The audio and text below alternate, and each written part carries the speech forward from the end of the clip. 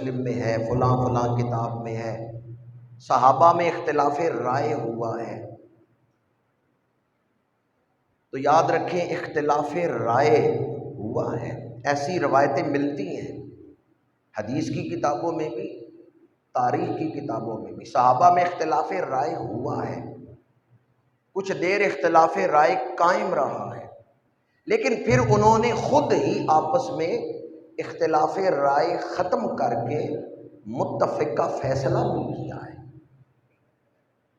تو جب صحابہ نے متفقہ فیصلہ کر لیا، اب ہمیں اختلاف رائے کو بیان کرنا چاہیے یا متفقہ فیصلے کو بیان کرنا چاہیے؟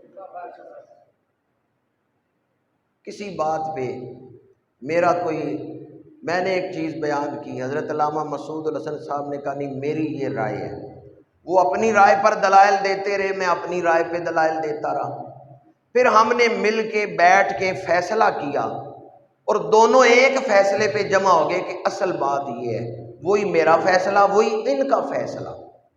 تو اب اگر باہر کوئی بیان کرے تو اسے متفقہ فیصلہ بیان کرنا چاہیے یا صرف اختلاف رائے بیان کرنا چاہیے؟ جی متفقہ فیصلہ۔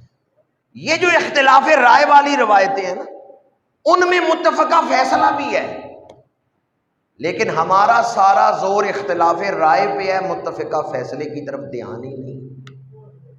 صحابہ خود ہی اپنے اختلاف رائے کو ختم کر کے امت کو متفقہ فیصلہ بھی دے کے گئے ہیں۔ آج اگر کوئی اختلاف رائے پہ زور دیتا ہے اور اس متفقہ فیصلے کو نہیں بیان کرتا، وہ اسلام سے دشمنی کر رہا ہے۔ بڑا شور مچا ہے ہمارے ملک میں باغ فدق کا، اختلاف رائے پر ہی زور رہے، اس فیصلے پر تو کسی نے دھیان ہی نہیں دیا جو فیصلہ متفقہ فیصلہ تھا، جو فیصلہ حضرت صدیق اکبر کا ہے وہی فیصلہ حضرت بی بی پاک کا ہے۔ پہلے اختلاف رائے ہے، بعد میں متفقہ فیصلہ ہے۔ مسئلہ سمجھ آ رہا ہے آپ کا؟ تو جب فیصلہ متفقہ ہے تو اب ہمیں اختلاف رائے بیان کرنی چاہیے یا متفقہ فیصلہ؟ دشمن یہ چاہتا ہے، اسلام کا دشمن وہ چاہتا ہے مسلمان آپس میں جھگڑتے رہیں اور اسلام کے جو پہلے گواہ ہیں نا صحابہ کرام اور اہل بیت، ان میں یہ تقسیم ہو جائیں اور ان کی ذاتوں پر ہی کیچڑ اچھالتے رہیں۔ الحمدللہ اہل سنت و جماعت حضور کی ہر نسبت کا ادب کرتے ہیں، اہل بیت کا ادب بھی فرض ہے، صحابہ کا ادب بھی فرض ہے، ہم کسی کی بھی بے ادبی کے قائل۔ اہل سنت کا ہے بیڑا پار اصحاب رسول، نجم ہے اور ناؤ ہے عطرت رسول اللہ۔ اگر آئندہ کوئی آپ کے سامنے صحابہ کے اختلاف کی بات کرے تو اسے کہیں بھی متفقہ فیصلہ بھی موجود ہے، اگر وہ کہ کہاں موجود ہے تو آپ علماء کے پاس لے آئیں، جس روایت سے وہ اختلاف رائے بیان کر رہے ہیں اسی کے آگے پیچھے متفقہ فیصلے والی روایتیں بھی موجود ہیں۔ محدثین نے کمال دیانتداری سے کام لیا ہے کہ اختلاف رائے بھی بیان کی ہے اور متفقہ فیصلہ بھی بیان کیا ہے۔ دنیا میں ایک ایسی جماعت بھی موجود ہے، بس گفتگو سمیٹ رہا ہوں، جو کہتے ہیں ہم مسلمان ہیں، ان سے پوچھیں قرآن کو مانتے ہو؟ وہ کہتے ہیں نہیں قرآن کو نہیں مانتے لیکن ہم مسلمان ہیں۔ کیا خیال ہے آپ کا جو قرآن کو ہی نہ مانے وہ مسلمان ہے؟ اگر آپ ان سے کہنا بھی تاریخ کی کتاب کا حوالہ نہیں دینا، صرف قرآن اور حدیث، ان کا دین ختم ہو جاتا۔ تاریخ اصل مل جائے، تورات اللہ کا نازل کردہ کلام ہے، آسمانی کتاب ہے، اصل تورات مل جاتی ہے؟ نہیں ملتی۔ اصل انجیل، میرے پاس 4 انجیلیں ہیں، لوکا، متی، یوحنا، برناباس۔ انجیل تو ایک تھی، 4 انجیلیں کیسے بن گئی؟ چاروں مختلف ہیں۔ آسمانی کتابیں لوگوں سے محفوظ نہیں رہی، لوگوں نے اپنی مرضی کی چیزیں شامل کر دی سوائے قرآن پاک۔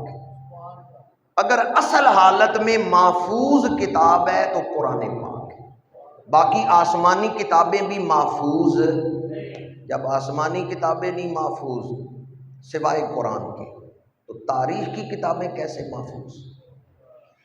تاریخ پڑھ کے اپنا ایمان نہ خراب کریں، پہلے قرآن پڑھیں، حدیث پڑھیں، اس کے بعد تاریخ پڑھیں۔ جہاں تاریخ قرآن سے ٹکرائے گی وہاں ہم تاریخ چھوڑ دیں گے، قرآن پہ عمل کریں گے۔ ہم مومن ہیں تو تاریخ کو ماننے کی وجہ سے یا قرآن کو ماننے کی وجہ سے؟ میں نے کہا ایک ایسی قوم بھی دنیا میں موجود ہے جو کہتے ہیں ہم مسلمان ہیں پر قرآن کو نہیں مانتے۔ مثال دے رہا ہوں، قرآن نے کہا شہید زندہ ہیں۔ گوجرانوالہ میں یہ واقعہ ہوا، ایک گاؤں سے کچھ لوگوں نے 10 محرم کو پیٹنا تھا، تو وہاں سید بھی رہتے تھے۔ سیدوں نے کہا ساڑی گلی نہیں لنگڑا، ہم سب اہل سنت ہیں، ہمارے بزرگ اہل سنت ہیں، یہ جو تم کام کرتے ہو یہ حرام ہے، ساڑی گلی پٹدیاں نہیں لنگڑا۔ وہ پیٹنے والوں نے کہا سیدو اسی تواڈے پیو دادے نو پٹنے ہاں، تسی سانو ڈکدے ہو، اسی اپنے پیو دادے نو تے نہیں پٹدے پے، اسی تواڈے آبا و اجداد نو پٹنے ہاں تے تسی سانو ڈکدے ہو۔ سیدوں نے کہا ٹھیک ہے، نہیں روکتے، بے شک ہماری گلی سے بھی گزر جاؤ۔ وہ 10 محرم کو جب سیدوں کے محلے میں آئے نا، سید اپنے گھر چھوڑ کے ان پیٹنے والوں کے گھروں میں چلے گئے۔ انہیں پتا تھا ان کے 2 دن بابے ہیں، گھر سے نکل نہیں سکتے، بیمار ہیں۔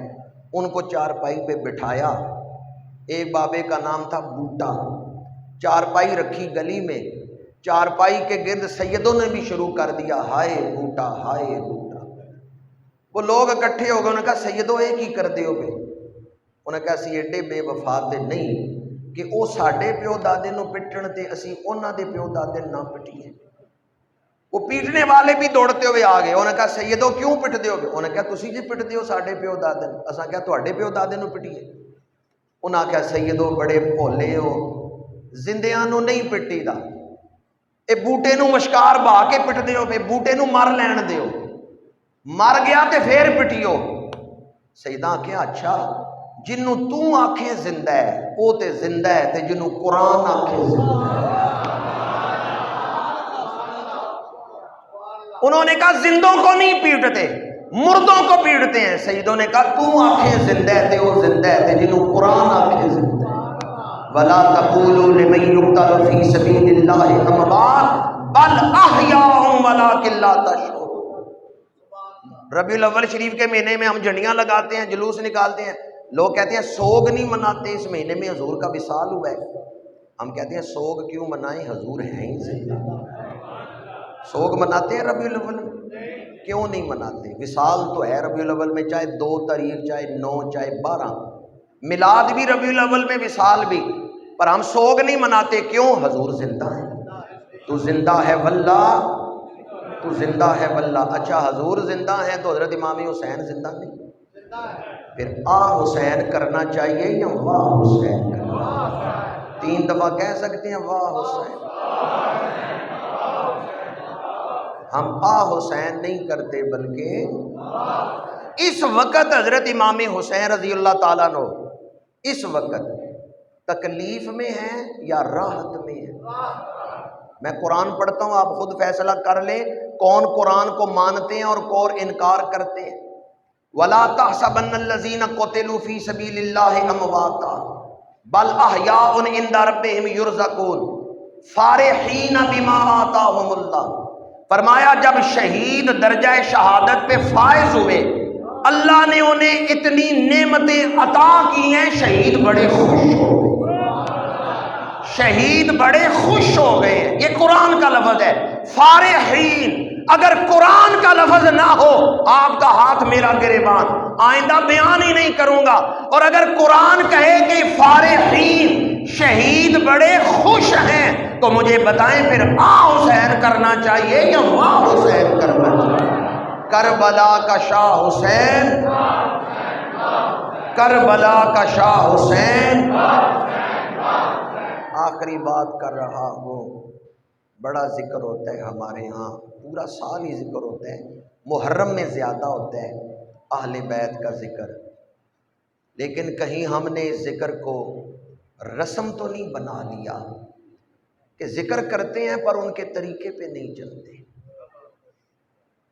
دین کانوں میں ہے، دین زبان پہ ہے، دل میں نہیں ہے۔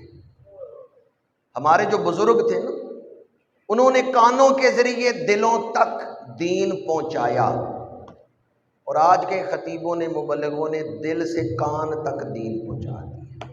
ان کا سواد آنا چاہیے دل سے، تو سواد کا تعلق رسیلی بات ہو۔ تو پہلے بزرگوں نے کانوں کے ذریعے دل تک دین پہنچایا، آج کل لوگوں نے دل سے کانوں تک پہنچا دیا۔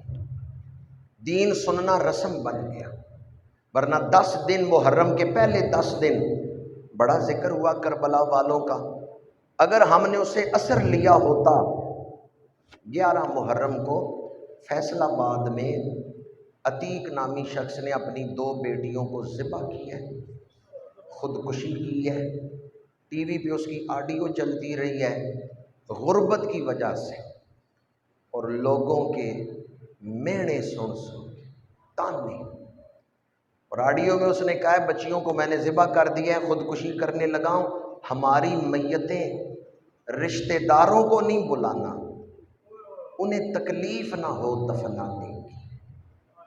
پتہ نہیں وہ کتنا پریشان تھا رشتہ داروں سے، یا کتنے مینے سنے۔ آپ اگر کسی سے نیکی کرتے ہیں تو بعد میں تانا نہ دیں، اس لیے کہ تانے سے نیکی ضائع، اور یہ بھی ڈر جائیں کہ کہیں میرا تانا اس کو خودکشی تک ہی نہ لے جائے۔ عتیق نامی شخص نے، غریب تھا، مقروض تھا، معاشرے کے رویوں سے تنگ آ کے خودکشی کی، 2 بچیوں کو ذبح کیا۔ دین ہم بڑا سن رہے ہیں، بیان کر رہے ہیں، پر ان پاکوں کی سیرت سے اثر کتنا لے رہے ہیں۔